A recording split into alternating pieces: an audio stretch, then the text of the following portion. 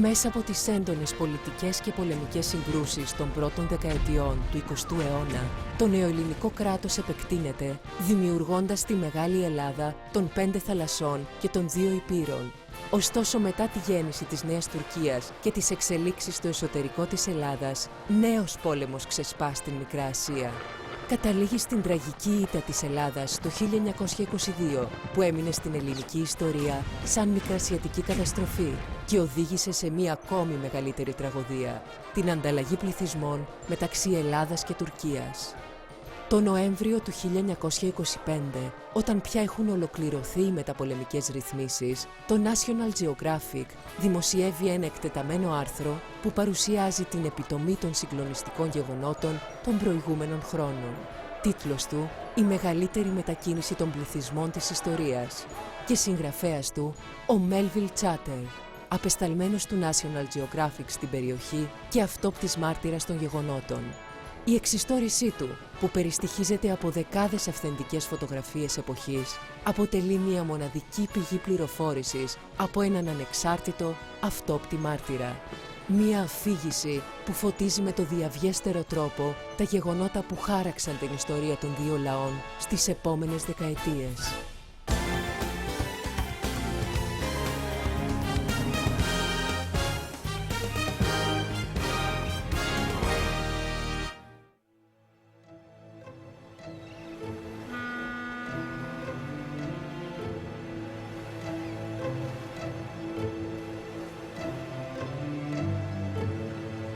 Στα τέλη του καλοκαιριού του 1922, καθώς το ατμόπλοιό μου έπλεε ανάμεσα σε 2 μεγάλα ακρωτήρια στην είσοδο του κόλπου της Σμύρνης, την ώρα που ο ήλιος σκαρφάλωνε στο βουνό Πάγος, πολύ λίγο συνειδητοποιούσα ότι η αυγή που αντίκριζα έμελε να είναι μία από τις τελευταίες που θα ανέτελαν πάνω από την αρχαία Σμύρνη.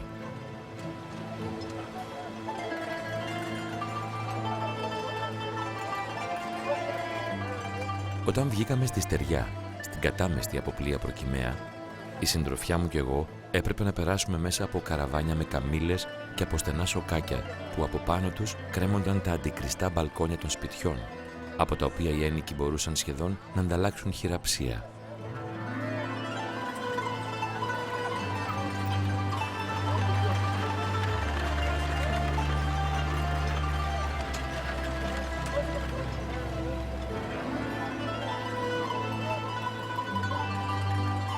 Μία ανάβαση στην ψηλότερη κορυφή του πάγου, με τα μισοκρεμισμένα τείχη της αρχαίας οχύρωσης, μας πρόσφερε τη θέα ενός μεγάλου άβακα με τις επιμελώς διαχωρισμένες συνοικίες της Σμύρνης.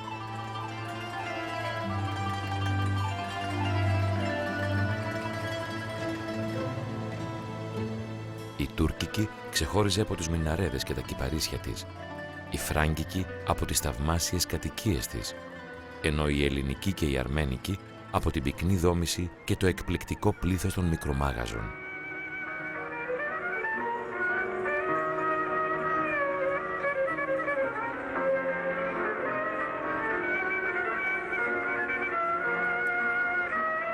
Ένα πανόραμα από κόκκινες στέγες και ολόγυρα η απέραντη απαλή καμπύλη του γαλάζιου της θάλασσας που εκτινόταν ανάμεσα στις ακτές που αγκάλιαζαν τον κόλπο.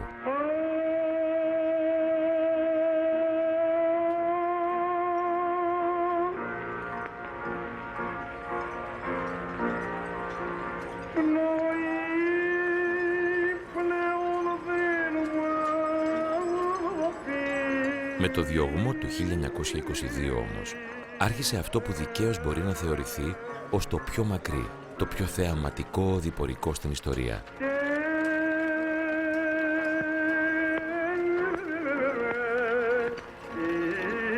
Πρόκειται για την αναγκαστική μετακίνηση 1.300.000 χριστιανών και 500.000 Μωαμεθανών και στις 2 ακτές του Αιγαίου.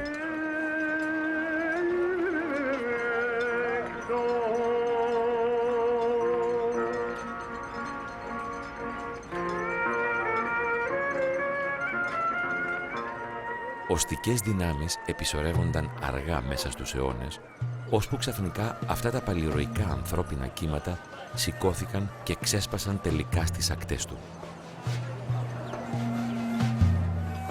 Η ανάκαμψη της Τουρκίας μετά την ήττα της στον Πρώτο Παγκόσμιο Πόλεμο και ο επακόλουθος τρίαμβος της επί των Ελλήνων στη Μικρά Ασία ήταν οι αιτίες αυτής της μεγάλης μετακίνησης που τελικά πήρε τη μορφή ενός διακανονισμού ανταλλαγής φυλετικών μειονοτήτων, σύμφωνα με ειδικούς όρους και τελώντας υπό την υψηλή επίβλεψη της κοινωνίας των εθνών.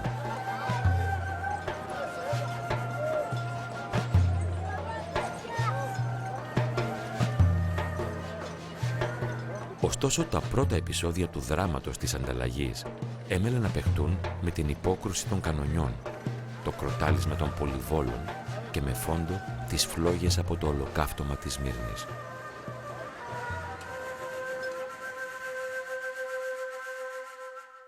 Ας τραβήξουμε μια τελευταία φωτογραφία από τη Σμύρνη, είπαμε πριν αρχίσουμε την κατάβαση. Ίσως ήταν όντως η τελευταία.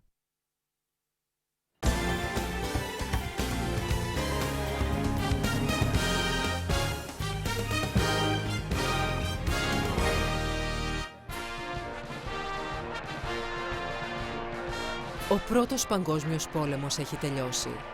Οι συμμαχικές δυνάμεις, γνωστές ως Αντάντ, δηλαδή η Γαλλία, η Αγγλία, η Ρωσία, η Ιταλία και εν μέρει οι Ηνωμένες Πολιτείες Αμερικής, είναι οι νικητές απέναντι στη Γερμανία και τους συμμάχους της, Αυστρο-Ουγγαρία, Βουλγαρία και Οθωμανική Αυτοκρατορία. Μετά από 4 χρόνια αιματηρών πολέμων, οι συμμαχικές δυνάμεις βγαίνουν νικήτριες και διοργανώνουν το Συνέδριο της Ειρήνης για να επιληθούν οι διαφορές και εκκρεμότητες που προέκυπταν μεταξύ νικητών και ηττημένων. Το συνέδριο ξεκίνησε τον Ιανουάριο του 1919 και διήρκησε ως την 21η Ιανουαρίου του 1920 με μικρές διακοπές. Σε αυτό το συνέδριο, 5 σημαντικές συνθήκες, εκ των οποίων 2 αφορούσαν και την Ελλάδα, προετοιμάστηκαν και υπογράφτηκαν στη συνέχεια. Η πρώτη συνθήκη που υπογράφτηκε ήταν αυτή των Βερσαλιών, που διακανόνιζε τις διαφορές με την ηττημένη Γερμανία, τη μεγαλύτερη από τις δυνάμεις των αντιπάλων. Οι 4 μεγάλοι, ο David Lloyd George, πρωθυπουργός της Αγγλίας, ο George Clemenceau, πρωθυπουργός της Γαλλίας, ο Woodrow Wilson, πρόεδρος των Ηνωμένων Πολιτειών Αμερικής και ο Vittorio Orlando, πρωθυπουργός της Ιταλίας, ήταν οι κυρίαρχοι διπλωμάτες του συνεδρίου. Οι αποφάσεις τους επιβλήθηκαν στους ηττημένους. Η Ελλάδα είχε μπει στον πόλεμο μετά την αποχώρηση του Κωνσταντίνου από την εξουσία και ο ρόλος του Ελευθέριου Βενιζέλου στο συνέδριο δεν ήταν εύκολος. Παρά τα αυτά, το ζήτημα της Δυτικής Θράκης βρήκε διευθέτηση με τη συνθήκη του Νεϊγή, κατά την οποία η διοίκηση μεταφέρθηκε στην Αντάντ, που τη μεταβίβασε αυθημερών στην Ελλάδα. Έτσι, η Βουλγαρία εγκαταλείπει την περιοχή ανατολικά του Νέστου μέχρι τον Εύρο, που παραχωρήθηκε στην Ελλάδα. Το Μάιο του 1919, ο Αγγλικός στρατός βρίσκεται στην Κωνσταντινούπολη και τα αγγλικά πλοία, καθώς και των υπολείπων συμμάχων, εποπτεύουν τα αποστρατικοποιημένα στενά των Δαρδανελίων. Το θρυλικό Αβέροφ της Ελλάδας φτάνει στο Βόσπορο. Με απόφαση της Αντάντ, το Μάιο του 1919, τα ελληνικά στρατεύματα αποβιβάζονται στη Σμύρνη.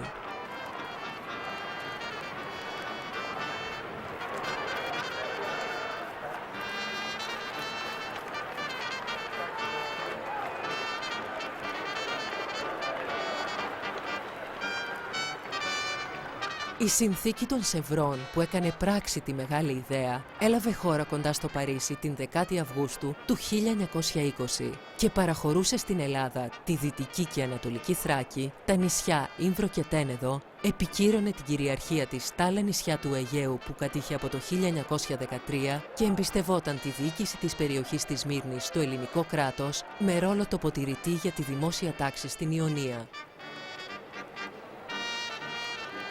Οι κάτοικοι της περιοχής μετά από 5 έτη θα έκαναν δημοψήφισμα αν προτιμούν την ένωση με την Ελλάδα ή την παραμονή τους στην Τουρκία. Η Ιταλία παραχωρούσε στην Ελλάδα τα Δωδεκάνησα εκτός της Ρόδου. Η συνθήκη υπογράφτηκε από την Οθωμανική κυβέρνηση, αλλά το απελευθερωτικό κίνημα του Κεμάλ Ατατούρκ, που είχε αρχίσει να δημιουργείται με έδρα την Άγκυρα, την απέρριπτε.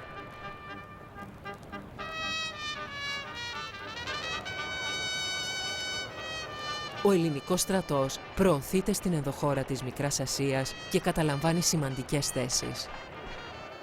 Σκοπός των μεγάλων δυνάμεων είναι να πιέσουν τον Κεμάλ να υπογράψει τη συνθήκη των Σεβρών. Σκοπός του Κεμάλ ήταν η κατάρριψη της μοναρχίας που είχε βάσει την Κωνσταντινούπολη και νίκη της δημοκρατικής κυβέρνησης της Άγκυρας. Εκείνη την εποχή, ο προνοητικός Βενιζέλος στέλνει επιστολή προς το στρατιωτικό διοικητή Σμύρνης σχετικά με επιχειρήσεις ανατολικά από τη ζώνη ευθύνης του ελληνικού στρατού. Ελπίζω ότι, όταν καλύψετε ασφαλώς κατοχήν μας και προέλασήν μας προς βορράν κατά κινδύνου επιθέσεως, δια των 2 σιδηροδρομικών γραμμών Κασαμπάκια Ιδινίου, θα κρίνετε επιβεβλημένον, όπως μη προελάσσομεν πολύ προς Ανατολάς. Εχθρός έχει κάθε συμφέρον, όπως μας παρασύρει στη αυτήν προέλαση.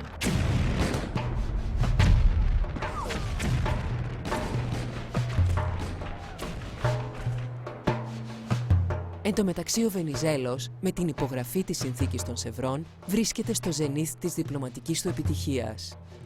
Η Ελλάδα πανηγύριζε για τη δημιουργία του κράτους των 5 θαλασσών και των 2 υπήρων. Παρ' όλα αυτά, ο φανατισμός εξακολουθούσε να είναι παρόν.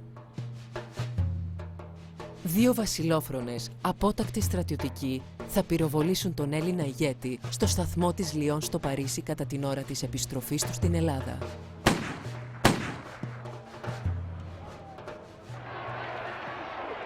Η επιστροφή του Βενιζέλου στην Αθήνα δημιουργεί κλίμα ενθουσιασμού. Η Βουλή των Ελλήνων θα τον ανακηρύξει άξιον τέκνον της πατρίδος και γίνεται ειδική γιορτή στο στάδιο.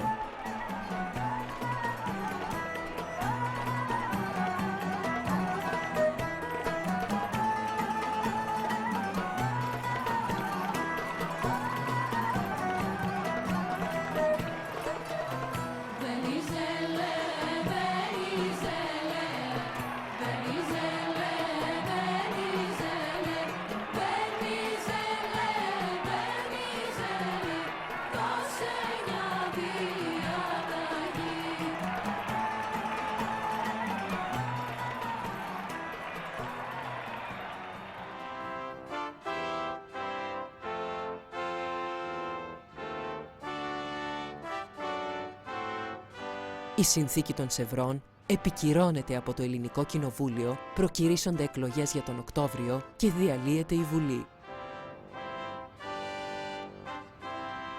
Η προεκλογική περίοδος σημαδεύεται όμως από 2 γεγονότα που αλλάζουν την πορεία της ιστορίας.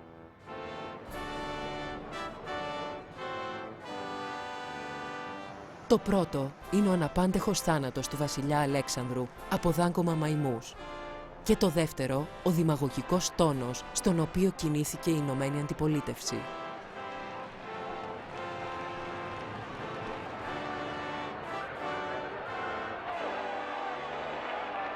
Οι εκλογές, αφού αναβλήθηκαν λόγω του θανάτου του βασιλιά, ορίζονται για την 13η Νοεμβρίου 1920.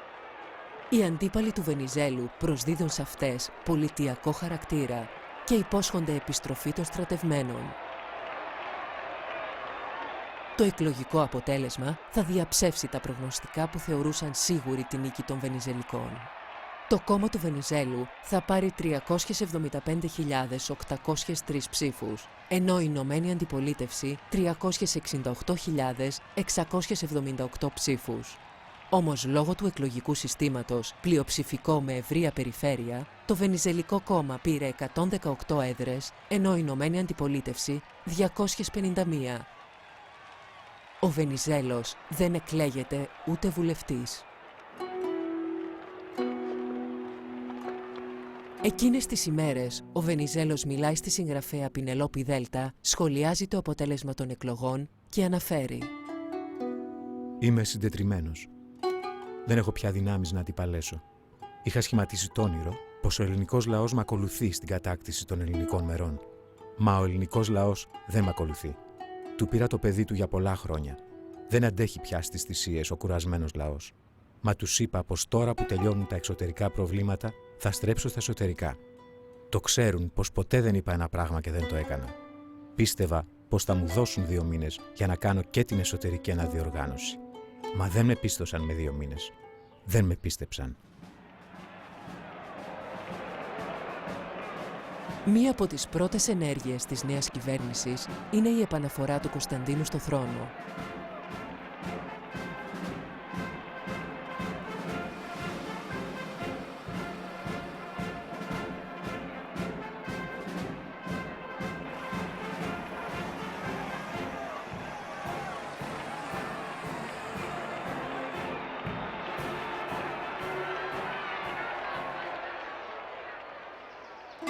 Ο Ελευθέριος Βενιζέλος αποχωρεί από την πολιτική και φεύγει για τη Γαλλία.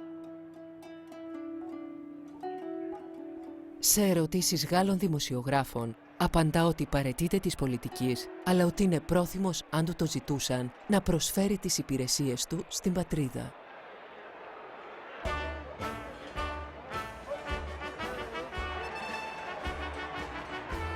Η επαναφορά του Κωνσταντίνου θα δώσει την ευκαιρία στους συμμάχους να άρουν την εμπιστοσύνη τους στην Ελλάδα, ενώ κάποιοι άρχισαν και διαπραγματεύσεις με τον Γκεμάλ.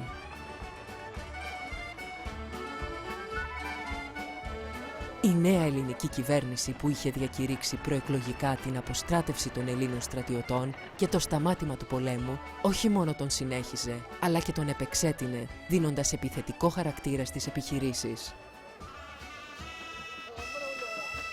Το ίδιο διάστημα, ο Κεμάλ ενισχύει συνεχώς τις δυνάμεις του στα βάθη της Ανατολίας, ενώ παράλληλα συνέχισε να παρασύρει τον αντίπαλό του στο εσωτερικό της Μικράς Ασίας, μακριά από τις βάσεις εφοδιασμού του, για να τον πλήξει αποφασιστικά. Μετά την ήττα στο Αφιόν Καραχισάρ, την κατάληψη από τον ελληνικό στρατό της Κιουτάχιας και την αποτυχία της επίθεσης στο Εσκί Σεχίρ, ο Κεμάλ έδωσε εντολή στα στρατεύματά του για οπισθοχώρηση και την πρόθεση προς το Σαγκάριο ποταμό, το τελευταίο εμπόδιο μπροστά στην Άγκυρα. Οι θέσεις του Γούναρη και του Κωνσταντίνου ήταν επίθεση ως την Άγκυρα και οι Έλληνες στρατηγοί είχαν σοβαρές επιφυλάξεις και αντιπαραθέσεις. Όλα αυτά όμως με την απομάκρυνση από τις βάσεις διατροφής και ανεφοδιασμού.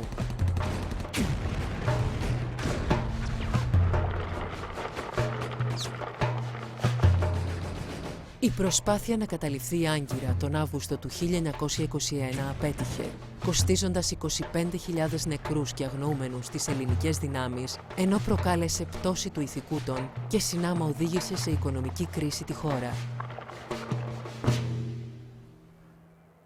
Εκείνη την περίοδο, ο πρίγκιπας Ανδρέας, αδελφός του βασιλιά Κωνσταντίνου και πατέρας του Φιλίππου, συζύγου σήμερα της βασιλίσσης Ελισάβετ, γράφει στον Ιωάννη Μεταξά από τη Σμύρνη. Απέσιοι πραγματικώς είναι οι εδώ Έλληνες, εκτός ελαχίστων. Επικρατεί βενιζελισμός ογκώδης και κατά την εορτή του Αγίου Ελευθερίου είχαν κλείσει σχεδόν όλα τα καταστήματα. Θα ήξιζε πράγματι να παραδώσομεν τη Σμύρνην εις τον Γκεμάλ, για να τους πετσοκόψει όλους αυτούς τους αχρίους, οι οποίοι φέρονται ούτως κατόπιν του φοβερού αίματος όπερ εχήσαμεν εδώ.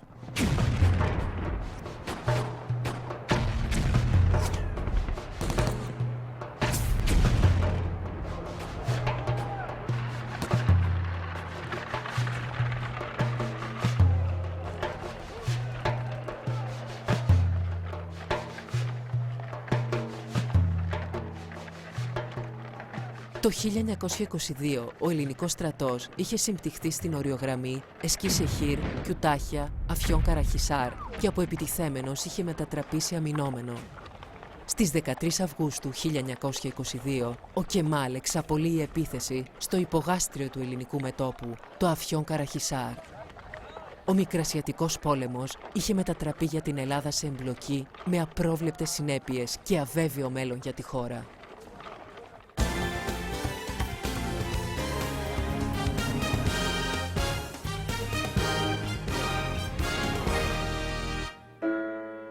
Με την επίθεση των Τούρκων την 26η Αυγούστου 1922, οι γραμμές του ελληνικού στρατού κατέρευσαν σε ένα μέτωπο 240 χιλιόμετρων.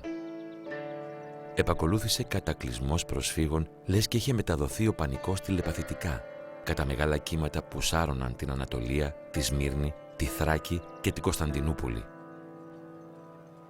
Οι Έλληνες που ζούσαν στις αχανείς αυτές περιοχές αφυπνίστηκαν ξαφνικά, ανακαλύπτοντας ότι βρίσκονταν στο χείλος μιας επικίνδυνης δήμης. πρόσφυγες που ξεκινούσαν από μέρη μέχρι και 240 χιλιόμετρα στο εσωτερικό κατευθύνονταν κοπαδιαστά προς τα παράλια και τη Σμύρνη. Στην αρχή έφταναν με τα τακτικά δρομολόγια των τρένων ή με τις άμαξες. Κουβαλούσαν μπόγους με κουβέρτες και χράμια, λίγα σκεύη που είχαν πάρει από τα σπίτια τους, ίσως και μερικά ζώα. Καθώς η μακρινή πραγματικότητα του πολέμου ολοένα πλησίαζε, η φυγή του κόσμου έπαιρνε ξέφρενους ρυθμούς. 10, μετά 20, κατόπιν 30.000 πρόσφυγες τη μέρα. Οι λίγες αποσκευές που όλο και λιγόστευαν προμείνιαν το τρελό φευγιό που θα ακολουθούσε μπροστά στη φωτιά και τη σφαγή. Το χάραμα της 7ης Σεπτεμβρίου βρήκε ολότελα απογυμνωμένα πλήθη ανθρώπων που παρέπεαν, γυναίκες που θρηνούσαν την πρώτη τους οικογενειακή τραγωδία, μανάδες χωρίς φαΐ για τα μωρά τους που είχαν αναγκαστεί να εγκαταλείψουν τα μεγαλύτερα παιδιά τους σε χωριά στο δρόμο.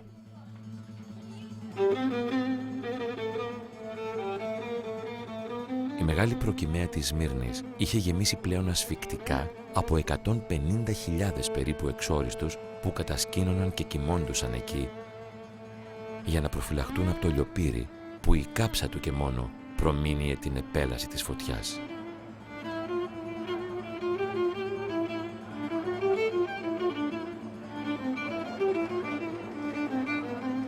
Ο Γενικός Πρόξενος των Ηνωμένων Πολιτειών της Αμερικής κάλεσε όλους τους ομοεθνείς του, το προσωπικό του Αμερικανικού Κολεγίου, τους εκπροσώπους των τοπικών οργανώσεων περίθαλψης και των εμπορικών οίκων, να δημιουργήσουν μια επιτροπή που αργότερα έγινε γνωστή ως American Disaster Relief Committee. Η επιτροπή αυτή ανέλαβε τη διανομή ψωμιού σε όλη την προκυμαία. Καθ' όλη τη διάρκεια της 8ης Σεπτεμβρίου μέχρι αργά τη νύχτα ηχούσαν τα ποδοβολητά των ηττημένων ελληνικών στρατευμάτων, καθώς ορμούσαν στα πλοία που περίμεναν με αναμένες τις μηχανές. Ύστερα όλα μαζί, ακολουθούμενα από όσα άλλα πλοία βρίσκονταν στο λιμάνι, γίνονταν καπνός και σκιές μέσα στο πέλαγος. Σαν αυλαία που σηκώνεται αργά, η ανατολή του ήλιου αποκάλυψε μονάχα τις κυθροπές φιγούρες των ουδέτερων θωρηκτών που είχαν έρθει να εποπτεύσουν το καταστροφικό τέλος της μικρασιατικής περιπέτειας της Ελλάδας στο νεκρό από εμπορική κίνηση λιμάνι της Σμύρνης.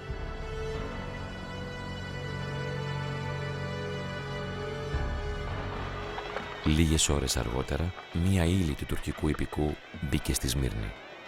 Οι έφυποι στρατιώτες με τις μαύρες στολές και τα κρεμασμένα για τα γάνια περνούσαν μπροστά από τα κλειδομανταλωμένα μαγαζιά, φωνάζοντας συνεχώς «Μη φοβάστε» και σηκώνοντας το αριστερό τους χέρι για να καθησυχάσουν τα κάτοχρα πρόσωπα του κοσμάκι που στριμωγνόταν στους πλαϊνούς δρόμους και τα σοκάκια. Πριν πέσει η νύχτα, όλη η δύναμη του ιππικού είχε μπει στην πόλη μαζί με τις δύο μεραρχίες του πεζικού που το ακολουθούσαν.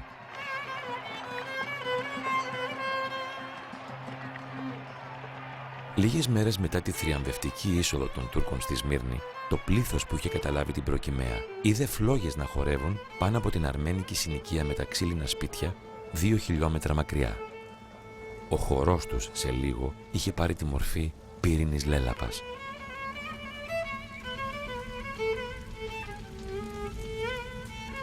Η φωτιά που θέργευε με τον άνεμο περνούσε από μπαλκόνι σε μπαλκόνι και εξαπλωνόταν στους δρόμους και τα σοκάκια. Πολύ γρήγορα, η ξέφρενη επέλασή της κάλυψε τη διάμετρο των 2 χιλιόμετρων της πόλης, συνεχίζοντας προς την προκυμαία, και η μεγάλη μάζα των προσφύγων στριμωχνόταν ανάμεσα στο τεράστιο πύρινο μέτωπο και την απεραντοσύνη της θάλασσας.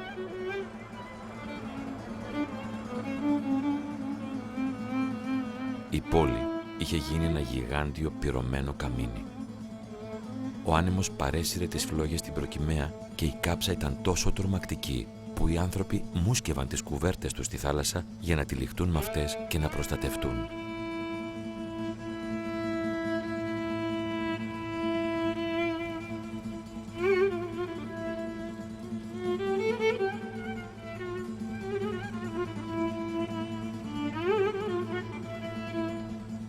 Μερικά αντιτορπιλικά είχαν πλησιάσει στο λιμάνι τόσο κοντά, ώστε τα πληρώματά τους μπορούσαν να δουν καθαρά αυτό το πανδαιμόνιο, με φόντο το μέτωπο της φωτιάς σε μήκος 3,5 περίπου χιλιόμετρων.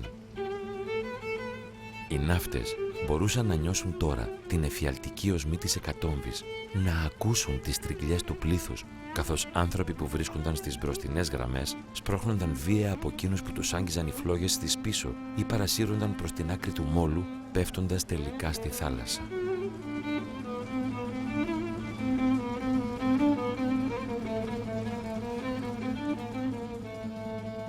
Όταν με το χάραμα οι άνθρωποι της American Relief Committee κατευθύνθηκαν με τα αυτοκίνητά τους προς την Προκυμαία, σταματώντας συχνά πυκνά για να βγάλουν τα πτώματα από το δρόμο, τα 2/3 της Σμύρνης είχαν μεταμορφωθεί σε ένα σωρό από κάρβουνα που ακόμα σιγόκαιγαν.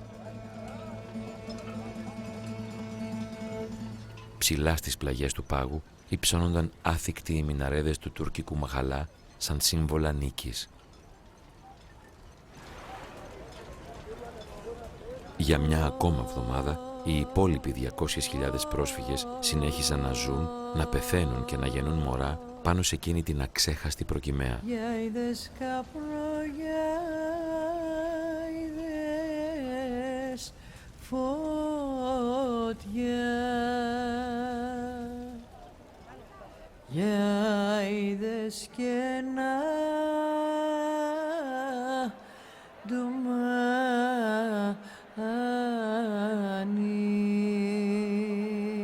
Τώρα πια ο βυθός της μαραγδένιας θάλασσας ήταν γεμάτος πνιγμένους.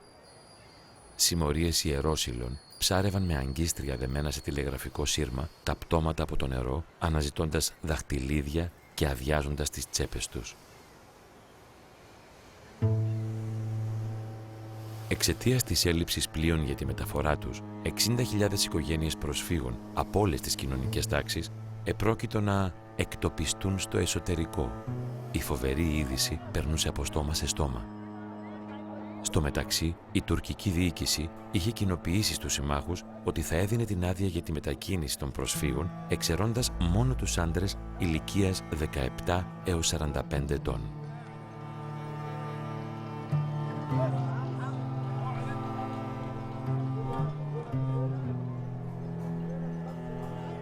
Πώς να το σκάσει κανείς από ένα λιμάνι όπου τα μόνα διαθέσιμα πλεούμενα ήταν τα θωρηκτά των ουδέτερων δυνάμεων.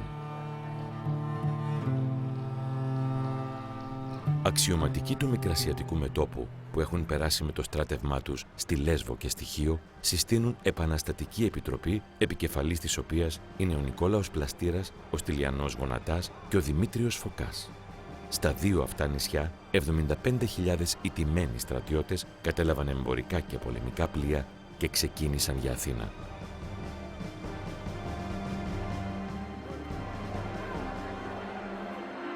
Οι σκηνές χαράς που είχαν διαδραματιστεί 3 χρόνια νωρίτερα στην πρωτεύουσα είχαν δώσει τώρα τη θέση τους στην εικόνα ενός πλήθους που έστεκε άναυδο, καθώς αεροπλάνα πετούσαν από ψηλά προκηρύξεις που πρότειναν ως μόνη λύση εθνικής σωτηρίας την Επανάσταση.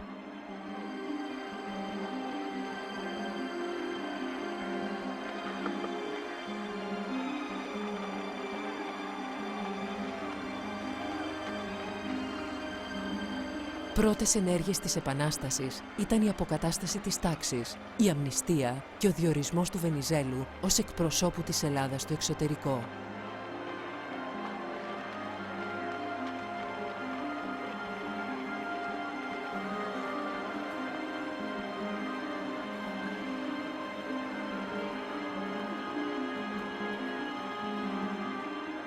Την παραμονή της εκένωσης, πάνω από τα κεφάλια των προσφύγων της Σμύρνης, ένα άλλο αεροπλάνο, αυτή τη φορά τουρκικό, πετούσε προκηρύξεις κάνοντας κύκλους στον αέρα. Φέι Βολάν ενημέρωναν συνεχώς το άστεγο, τώρα πλέον και ακυβέρνητο πλήθος, ότι όσοι δεν κατάφερναν να φύγουν μέσα σε μία εβδομάδα, επρόκειτο να εκτοπιστούν.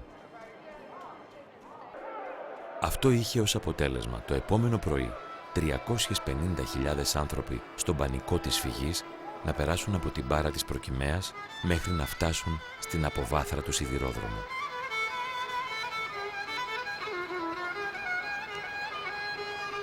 Στο λιμάνι ήταν αγκυροβολημένα τα αναμενόμενα από καιρό πλοία. Πόσο μικρά και απελπιστικά λίγα φαίνονταν τούτη την ώρα.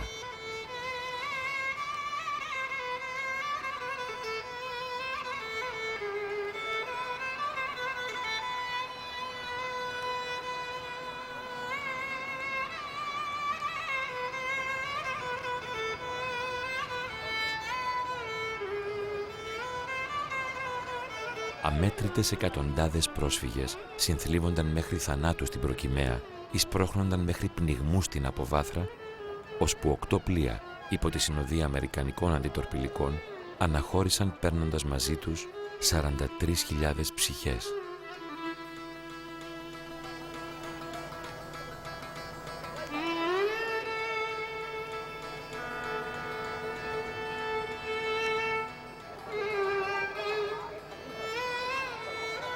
Μέχρι τις 8 Οκτωβρίου η εκένωση της Μύρνης είχε ολοκληρωθεί.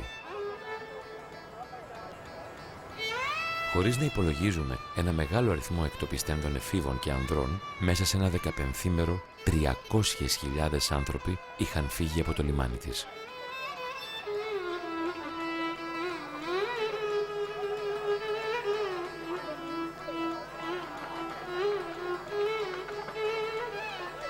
Οι ανθρώπινες απώλειες στην καταστροφή της Μύρνης, σύμφωνα με τις πρώτες εκτιμήσεις, έφτασαν τους 10.000 νεκρούς.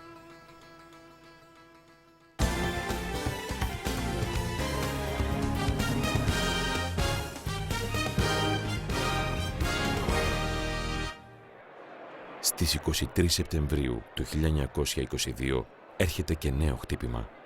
Οι σύμμαχοι ζητούν η Ανατολική Θράκη, που είχε προσαρτηθεί στην Ελλάδα με τη συνθήκη των Σευρών, να δοθεί πάλι πίσω στους Τούρκους.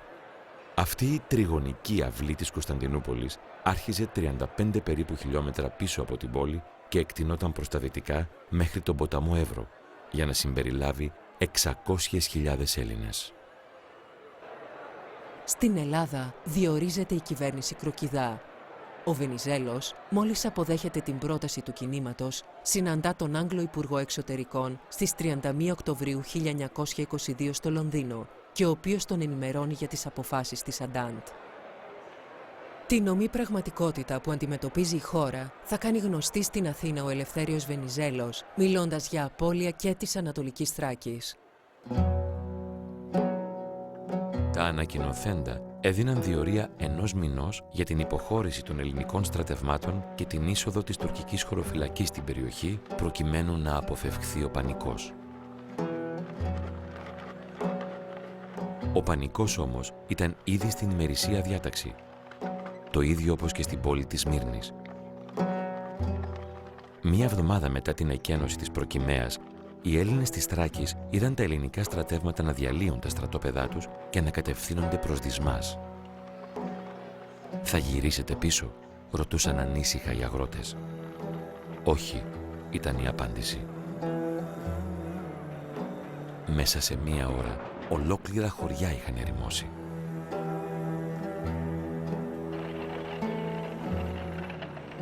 Στη θέα του στρατού που αποχωρούσε, περνώντας από χωριό σε χωριό, οι γυναίκες που άλεθαν στους χερόμυλους και οι άντρες που αλώνιζαν έστεκαν έκπληκτοι. Η στιγμιαία αντίδραση ήταν η ίδια.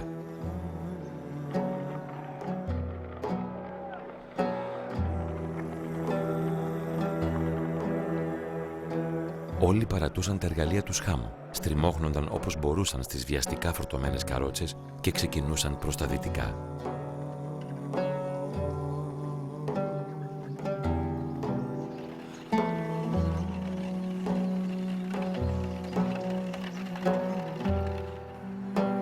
Στη Ρεδεστό, 28.000 πρόσφυγες προσπαθούσαν να φτάσουν στην ανεμοδαρμένη παραλία, όπου για μέρες θα περίμεναν να επιβιβαστούν στα πλοία διάσωσης, ενώ η σοδιά τους μούχλιαζε εκεί που την είχαν αφήσει. Στην έρημη ενδοχώρα. Από την Αδριανούπολη, μέσα στις 6 πρώτες ημέρες, πέρασαν ακόμα 60.000 άνθρωποι. Τόσο γρήγορα η φήμη έδινε τη θέση της στο φευγιό, ώστε όσοι είχαν ξεκινήσει από τα περίχωρα της Κωνσταντινούπολης έβλεπαν μόνο εγκαταλειμμένα χωριά και άλλα καραβάνια προσφύγων. Άνδρες και γυναίκες βάδιζαν με κόπο μπροστά για να ελαφρύνουν τις άμαξες που βούλιαζαν στη λάσπη.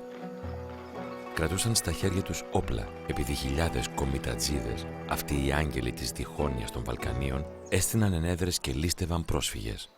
Πολλές από τις άμαξες που έμπαιναν στο Δεδέαγατς ή στην Αδριανούπολη παρουσίαζαν το θέαμα οι γυναίκες να οδηγούν τα βόδια και το πτώμα του συζύγου να κοίταται άκαμπτο πάνω στα σακιά με το στάρι.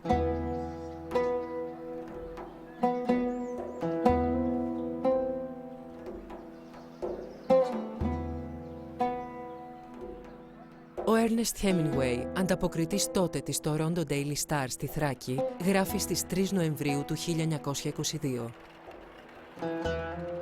Καθημερινά τους προσπερνούσα τους στρατιώτες, βρώμικους, εξαντλημένους από την κούραση, αξίριστους και ταλαιπωρημένους. Αυτούς που περπατούσαν στα μονοπάτια της σκληροτράχυλης θρακιώτικης υπαίθρου. Εκεί που δεν υπήρχαν ούτε μπάντες, ούτε κέντρα περίθαλψης, παρά μόνο ψήρες, βρώμικες κουβέρτες και χιλιάδες κουνούπια στη διάρκεια της νύχτας. Οι άνθρωποι αυτοί σήμαναν και το τέλος του μεγαλείου της Ελλάδας. Το τέλος του Δεύτερου Τροϊκού Πολέμου.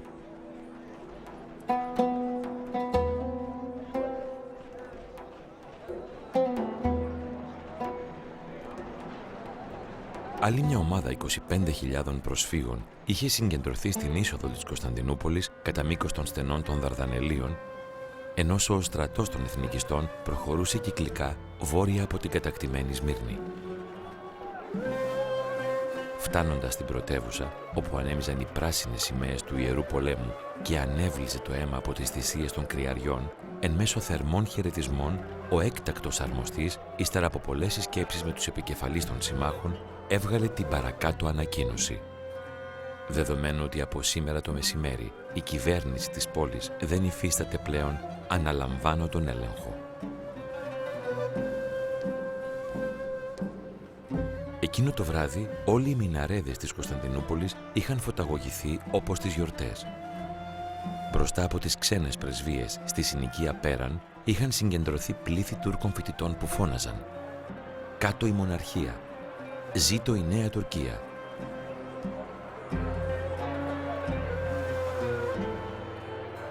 Την Παρασκευή, η μέρα του Σελαμλίκ, κατά την οποία σύμφωνα με την παράδοση ο Σουλτάνος πήγαινε στην προσευχή, τα πλήθη των Μωαμεθανών περίμεναν μάταια το μονάρχη, αφού ο Μωάμεθ ο Έκτος το είχε σκάσει για τη Μάλτα την προηγούμενη νύχτα.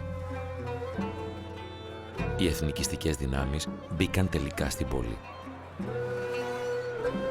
Κατόπιν τούτου, όσοι Έλληνες είχαν τη δυνατότητα να φύγουν από την πρωτεύουσα, το έπραξαν. Πολύ σύντομα, όλοι οι εναπομείναντες χριστιανοί στο εσωτερικό της Μικράς Ασίας έφυγαν μαζικά προς τις ακτές της Μαύρης Θάλασσας. Σχεδόν ταυτόχρονα, 40.000 γυναίκες, παιδιά και γέροι, οι άνδρες κρατήθηκαν ως αιχμάλωτοι πολέμου, κατέκλυσαν το λιμάνι της Αμσούντας. Μέσα σε 3 εβδομάδες, άλλες 250.000 πρόσφυγες πορεύονταν με βαριά βήματα στους χιονισμένους δρόμους που οδηγούσαν στην Τραπεζούντα, στη Σινόπη και στην Ινέπολη. Από διάφορα σημεία της ενδοχώρας μέχρι και σε 800 χιλιόμετρα απόσταση από τα παράλια, χωρικοί και κάτοικοι των πόλεων μαζεύονταν και με τις πλάτες κυρτές από το βάρος των σκεπασμάτων και των μωρών τους έριχναν μια τελευταία ματιά στο σπίτι και στα μπέλη τους και ξεκινούσαν να διασχίσουν την παγωμένη πεδιάδα.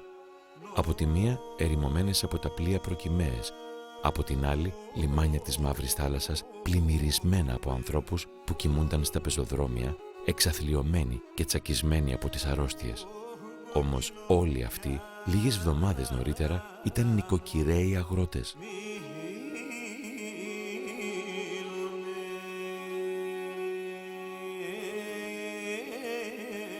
Τον Ιανουάριο του 1923, 80.000 πρόσφυγες έφτασαν στην Ελλάδα.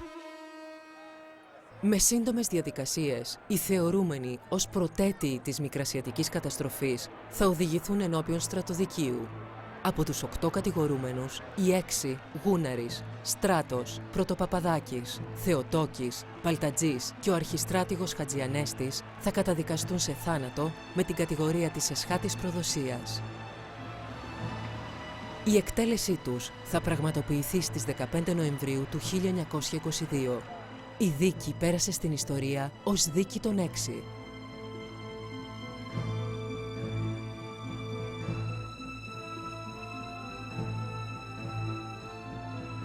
Ο Βενιζέλος, στις παραμονές της εκτέλεσής τους από τη Λοζάνη που βρισκόταν ως εθνικός αντιπρόσωπος, έστειλε τηλεγράφημα στην ελληνική κυβέρνηση προκειμένου να ματαιώσει την εκτέλεση της καταδίκης που δεν ήταν πράξη αρεστή στους συμμάχους. Το τηλεγράφημα αυτό του Βενιζέλου έγινε γνωστό αργά, μολονότι δεν ήταν βέβαιο ότι αν έφτανε νωρίς θα είχε αποτέλεσμα. Στο χολαργό, 6 κυπαρίσια και επιτύμβιες πλάκες θυμίζουν την εκτέλεση.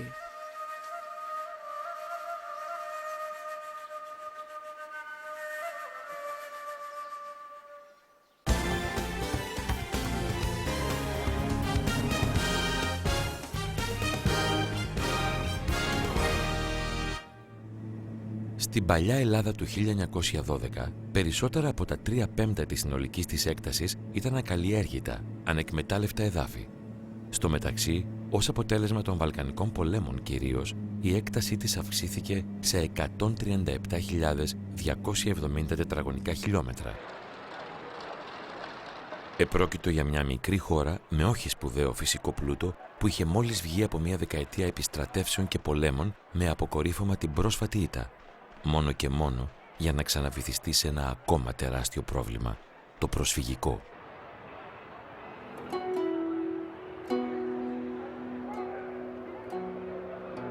Μπορεί ένας αυτόπτης μάρτυρας να περιγράψει το θαύμα του βοβού ηρωισμού και του αυτοσεβασμού? Κι όμως, εν ρηπεί οφθαλμού, εκείνοι τακτοποίησαν τα μπαούλα και τους μπόγους τους. Μπορεί να ζούσαν ή να πέθαιναν, θα εξαρτιόταν από τον τύφο. Όμως όσο ζούσαν, ποτέ δεν τους άκουγες να ζητιανεύουν ούτε να τείνουν οικετευτικά τα χέρια. Τα παιδιά θα έτρεχαν ψάχνοντας για ξύλα, για χόρτα και ρίζες που ήταν η τροφή τους. Η μητέρα θα κατάβρεχε το βρώμικο χώμα και θα έκανε την μπουγάδα της οικογένειας. Η γιαγιά θα σου εξηγούσε με το υπομονετικό της χαμόγελο το μυστήριο της επιβίωσης των προσφύγων. Ήταν απλό. Όλοι βοηθούσαν ο ένας τον άλλο.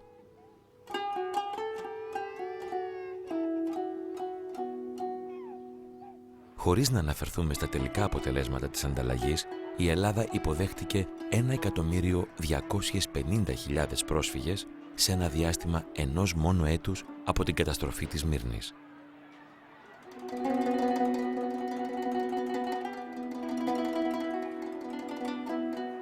Απέναντι σε ένα ποσοστό γεννητικότητας που είχε πέσει στο 0, σε 36 κέντρα ο τύφος και σε άλλα 60 η ευλογιά, ανάμεσα στις 800 προσφυγικές κοινότητες της χώρας, είχαν ως αποτέλεσμα το ποσοστό θνησιμότητας να φτάσει τους 1.000 ανθρώπους την ημέρα μέχρι τον Ιανουάριο του 1923. Για να αποσοβηθεί ο κίνδυνος της εξάπλωσης των επιδημιών στην Ελλάδα, μια αμερικανική οργάνωση δημιούργησε υγειονομικό σταθμό στη Μακρόνησο για τον έλεγχο όλων των εισερχόμενων πλοίων. Δεν υπάρχει κατάλληλο μέτρο σύγκρισης ή ιστορικό προηγούμενο με βάση το οποίο να μπορούμε να περιγράψουμε έστω αμυδρά το χάλι της Ελλάδας το 1923.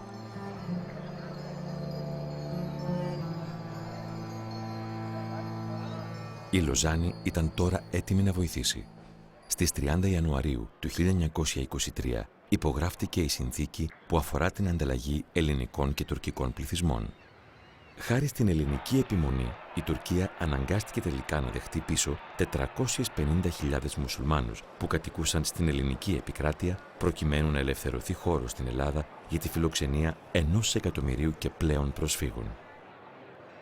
Οι συζητήσεις κράτησαν από τον Νοέμβριο του 1922 μέχρι τον Ιούλιο του 1923. Με τη συνθήκη και τις συμφωνίες, τις δηλώσεις και τα πρωτόκολλα που τις συνόδευαν υπογράφτηκαν. Από 1η Μαΐου 1923 αποφασίζεται η υποχρεωτική ανταλλαγή των Τούρκων υπηκόων ελληνικού Ορθοδόξου δόγματος και των Ελλήνων υπηκόων μουσουλμανικής θρησκείας. Στην ανταλλαγή αυτή, με αναδρομική ισχύ, θα συμπεριληφθούν και όσοι Έλληνες ή Μωαμεθανοί έχουν ήδη μεταναστεύσει οποτεδήποτε από τον Οκτώβριο του 1912 και εξής. Η κινητή περιουσία θα μπορεί να εξέλθει αδασμολόγητα από τη χώρα μαζί τους. Η ακίνητη περιουσία, καθώς θα εγκαταλείπεται, θα απογράφεται, θα εκτιμάται και θα ρευστοποιείται από τη Μεικτή Επιτροπή. Με ξεχωριστή ελληνοτουρκική σύμβαση που συμφωνήθηκε απευθείας μεταξύ Βενιζέλου και Ινωνού στις 30 Ιανουαρίου 1923, διευθετήθηκε το ζήτημα της ανταλλαγής των πληθυσμών. Περίπου 1.300.000 Έλληνες εγκατέλειψαν τις εστίες τους πριν ή μετά τη σύμβαση από το 1912 έως το 1925 και έγιναν πρόσφυγες στην Ελλάδα και περίπου 500.000 Τούρκοι ακολούθησαν τον αντίστροφο δρόμο. Καταρχήν, κάθε πρόσφυγας θα λαμβάνει περιουσία ίσης αξίας με την περιουσία που εγκατέλειψε. Η αποτίμηση της συνολικής αξίας των εγκαταλελειμμένων περιουσιών σε αμφότερες τις χώρες θα συνιστά κρατικό χρέος μεταξύ της Τουρκίας και της Ελλάδος. Όσοι εξαιρούνται της υποχρεωτικής ανταλλαγής είναι ελεύθεροι αν το επιθυμούν να μεταναστεύσουν. Εξαιρούμενοι θεωρούνται α. Οι Έλληνες οι εγκατεστημένοι στην Κωνσταντινούπολη πριν τις 30 Οκτωβρίου 1918 και β. Οι Μωαμεθανοί κάτοικοι της Δυτικής Θράκης. Ο όρος της εξαίρεσης που αφήνει η ημιτελή την ανταλλαγή κατά 635.000 πρόσφυγες προέκυψε λόγω των δυσκολιών ρευστοποίησης.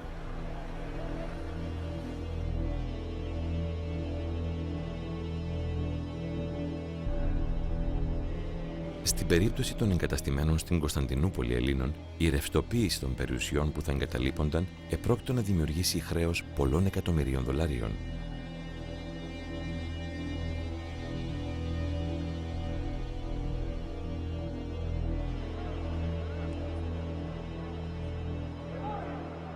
Έτσι λοιπόν έγινε ένας συμβιβασμός που θα επέτρεπε σε αυτούς, καθώς και στους Μωαμεθανούς της Δυτικής Θράκης, να μην μετακινηθούν. Ο μηχανισμός που δημιουργήθηκε για να ασχοληθεί με αυτούς τους 2 εκατομμύρια ανθρώπους είχε 2 σκέλη. Το ένα ήταν η Μεικτή Επιτροπή που λειτουργούσε με 11 υποεπιτροπές, έχοντας να διαχειριστούν τις υποθέσεις 450.000 Μωαμεθανών και 150.000 Ελλήνων που βρίσκονταν ακόμα στην Ανατολία. Το άλλο σκέλος, η Επιτροπή Αποκατάστασης Προσφύγων, είχε αναλάβει να βοηθήσει στην αποκατάσταση όλων των Ελλήνων προσφύγων συμπεριλαμβανομένων των 150.000 που ακόμα αναμένονταν. Λόγω του κορεσμού της Ελλάδας σε πρόσφυγες, η αποχώρηση των Μωαμεθανών από την Ελλάδα θα προηγείτο κατά 6 μήνες της αντίστοιχης αποχώρησης των Ελλήνων από τη Μικρά Ασία. Οι οικογένειες των Μουσουλμάνων, μαζί με τα νοικοκυριά και τα κοπάδια τους, ταξίδεψαν προς τα διάφορα λιμάνια της Μυτιλήνης, όπου τους περίμεναν μικρά τουρκικά ατμόπλια. Στο Αϊβαλί, το σταθμό εισόδου, διερμηνείς που μιλούσαν τη γνωστή τους ελληνική και την άγνωστή τους τουρκική γλώσσα, τους τοποθετούσαν σε προσωρινά σπίτια. Μέχρι την 1η Μαΐου του 1924 είχαν μεταφερθεί 250.000 Μουσουλμάνοι. 8 μήνες αργότερα, η ανταλλαγή των πληθυσμών είχε ολοκληρωθεί. Περίπου 1.300.000 Έλληνες εγκατέλειψαν τις εστίες τους και έγιναν πρόσφυγες στην Ελλάδα. Περίπου 500.000 Τούρκοι ακολούθησαν τον αντίστροφο δρόμο.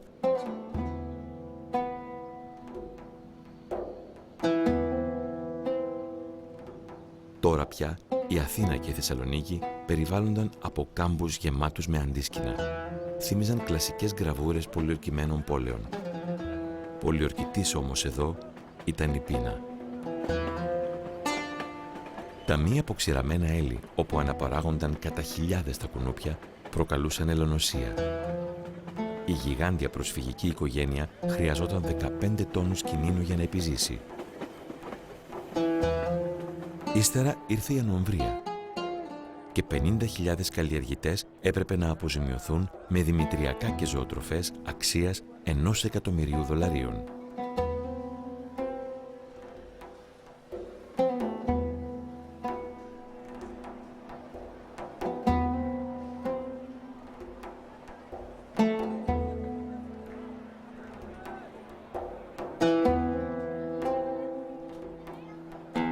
Στο μαζικό ξεριζωμό 600.000 ανθρώπων, η προσωπική πικρία και η απογοήτευση χάνονταν μέσα στη δίνη μιας πραγματικότητας που αγκάλιασε τα πάντα.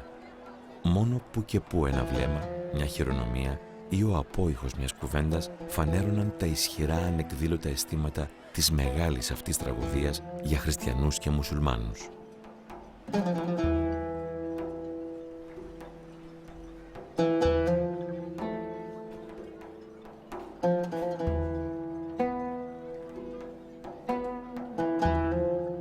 Δεν είναι υπερβολή να πούμε ότι η ιστορία δεν έχει παρουσιάσει προηγούμενο τόσο ασυνήθιστης συνθήκης. Ποτέ άλλοτε μέσα στη μακραίωνη ιστορία των μαζικών μετακινήσεων πληθυσμών δεν είδαμε 2 εκατομμύρια ανθρώπους να ξεριζώνονται και να εγκαθίστανται αλλού με μια μονοκοντιλιά. Εξαιτίας 5 αιώνων τουρκικής κυριαρχίας στην Ελλάδα, ο καθορισμός του φυλετικού στάτους ενός ατόμου ήταν αρκετά περίπλοκο πρόβλημα ώστε να προκαλεί απόγνωση στον απογραφέα. Για να ελαττωθούν αυτές οι δυσκολίες, οι όροι της ανταλλαγής βασίστηκαν σε θρησκευτικά και όχι φυλετικά κριτήρια.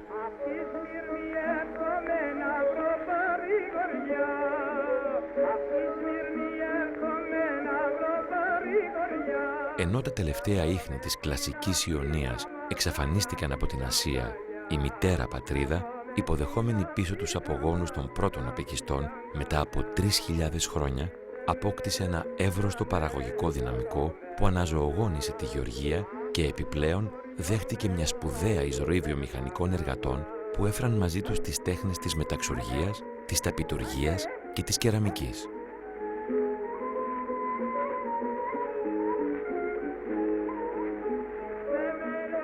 Καθημερινά, μέσα από αυτές τις φτωχογειτονιές, κάτω από την Ακρόπολη με τις σκηνές από καραβόπανο, ξεπρόβαλαν γυναίκες για να πουλήσουν τα μικρής αξίας κοσμήματά τους, μέχρι ότου όλα όσα είχαν περισσώσει από τη Μικρά Ασία να γίνουν μερικές χούφτες χονδρό κοκοστάρι, ώσπου να γραφτούν και αυτές τους καταλόγους των 800.000 ανέργων της χώρας.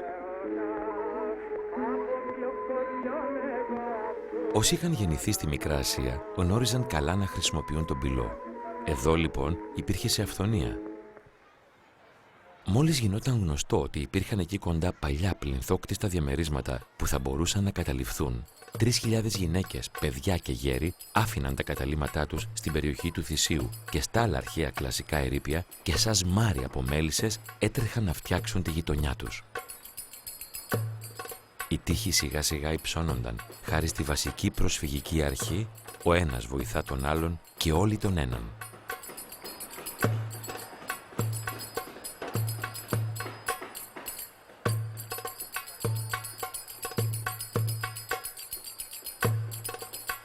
Μέσα σε λίγους μήνες, η μετακίνηση από τα ερείπια των αρχαίων κλασικών ναών στις νέες πλυνθόκτιστες κατοικίες είχε ολοκληρωθεί.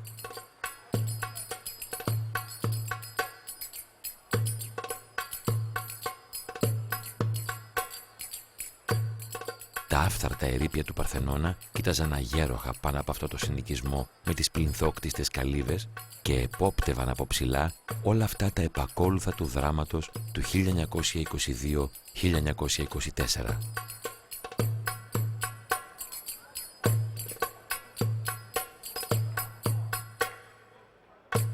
Όσο για το ανθρώπινο κόστος που είχε αυτό το μεγάλο μεταναστευτικό κύμα, με συντηρητικούς υπολογισμούς φτάνει τις 300.000 ζωές που χάθηκαν από επιδημίες και κακουχίες.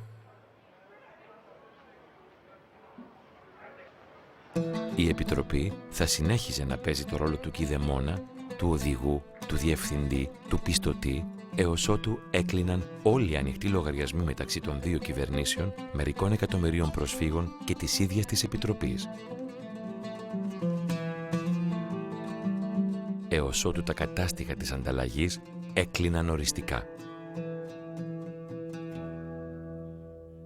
Καημένη μου Ανατολή, αμάν, αμάν, σου φύγαν τα ειδόνια, σου φύγαν τα ειδόνια και πήγαν και λαϊδίσαν, αμάν, αμάν, σε ξένα περιβόλια,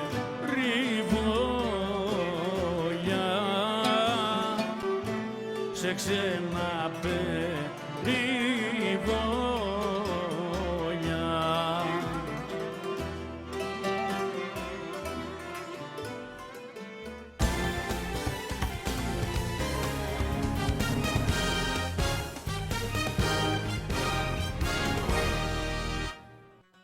Τελειώνοντας το άρθρο του, ο Τσάτερ καταλήγει ο Παρθενώνας επόπτευε από ψηλά όλα αυτά τα επακόλουθα του δράματος του 1922-1924. Δράμα τόσο παράξενο και τόσο συγκινητικό που μόνο οι κλασικοί ποιητές της Ελλάδας θα μπορούσαν να το ζωντανέψουν. Ο Σοφοκλής ίσως σε μια τραγωδία με τίτλο «Οι Ανταλλαγέντες». Όσο για τη λύση του ενίγματος, ίσως να έχει χαραχτεί στο πρόσωπο του Έλληνα ψαρά, που ένα πρωί γονάτισε στην παραλία κάποιου γραφικού ψαρολίμανου της Πελοποννήσου για να ζωγραφίσει ένα όνομα στην πρίμνη της βάρκας του. Έκλαιγε με λυγμούς. Είχε εγκαταλείψει το δικό του σκαρί σε κάποιο ασιατικό χωριό. Μια καταιγίδα είχε εξευράσει ερείπιο τώρα αυτή τη βάρκα στην παραλία δίπλα στην καλύβα του. Καθάρισε όλες τις παλιές μπογιές και την καλαφάτισε προσεκτικά, να είναι έτοιμη για το καινούριο ξεκίνημά τους στη ζωή. Το όνομα που ζωγράφισε στην πρίμνη της ήταν η Νέα Ελπίδα.